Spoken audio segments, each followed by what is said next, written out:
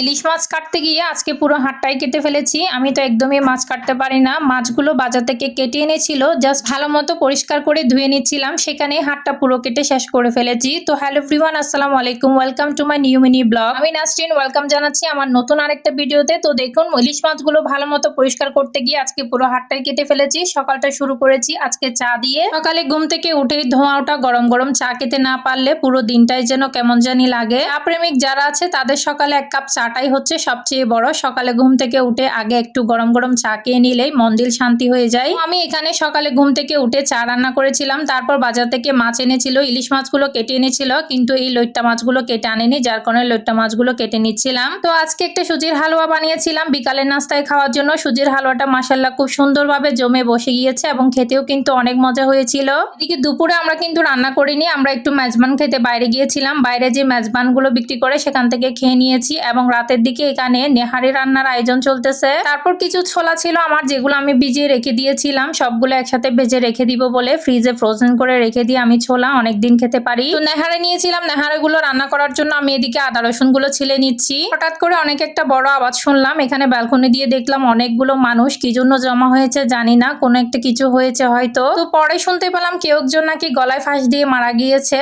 তো এরপর আমি এখানে চলে এসেছি কিছু বাসন মাজার জন্য। বাসনগুলো অনেক দাগ হয়ে গিয়েছিল। মেলামাইনের বাসন আসলে অনেকদিন পর পর অনেক দাগ হয়ে যায়, এগুলো মাজা অনেক কষ্টের। তো তারপরে কি করব, কিছুদিন পরপরই আমি এভাবে মেজে ঘষে পরিষ্কার করে রাখি। তারপর বেসিনটাও খুব ভালো মতো পরিষ্কার করে নিচ্ছি। বেসিনটাও অনেকদিন দাগ হয়ে গিয়েছিল, পরিষ্কার করা হয়নি। তো আমি ছাই দিয়ে একেবারে ডলে ঘষে পরিষ্কার করে নিচ্ছি। ছাই দিয়ে যদি বেসিনটা ডলে ঘষে পরিষ্কার করা হয় তাহলে একদম চকচকে নতুনের মতো হয়ে যায়। বেসিন পরিষ্কার ফাঁকে ফাঁকে আমার চুলাটাও একটু পরিষ্কার করে নিয়েছি। এরপরে আমরা রাতের দিকে ডিনারে সবাই দুধ খাই। দুধগুলো একটু জাল দিয়ে সবার জন্য মগে নিয়ে নিচ্ছি। আমার মেয়ের জন্য দুধ প্রত্যেকদিন নিই, কিন্তু একদমই খাই না, যার জন্য ওর জন্য অল্প করে একটু করে নিয়েছি। তারপর সকালের দিকে এদিকে আমার রুমগুলো গুছিয়ে নিয়েছিলাম, সেগুলোর ভিডিও ক্লিপ নিয়ে রেখেছিলাম। সকালের দিকে আসলে রুমগুলো অগোছালো থাকে। ঘুম থেকে উঠেই প্রত্যেকদিন আমি আমার রুমগুলো ঝাড়ু দিয়ে নিই। তো আজকে চেষ্টা করলাম যে আপনাদের সাথে আমার রুম গোছানোর একটা ভিডিও ক্লিপ শেয়ার করি। তো প্রথমে ঘুম থেকে উঠে আমার বেড গোছানোটা অভ্যাস। আমি সবসময় ঘুম থেকে উঠে আগে কম্বলগুলো ভাঁজ করে নিয়ে তারপর আমি বিছানাটা গুছিয়ে নিই। এরপরে চলে এসেছি দোলনায়। দোলনায় অনেক কাপড় চোপড় পড়েছিল, দোলনার কাপড় চোপড়গুলো আমি সরিয়ে দোলনাটা ভালো মতো ঝেড়ে নিয়েছি। এরপর কাপড়গুলো ভাঁজ করে আমি রেখে দিব।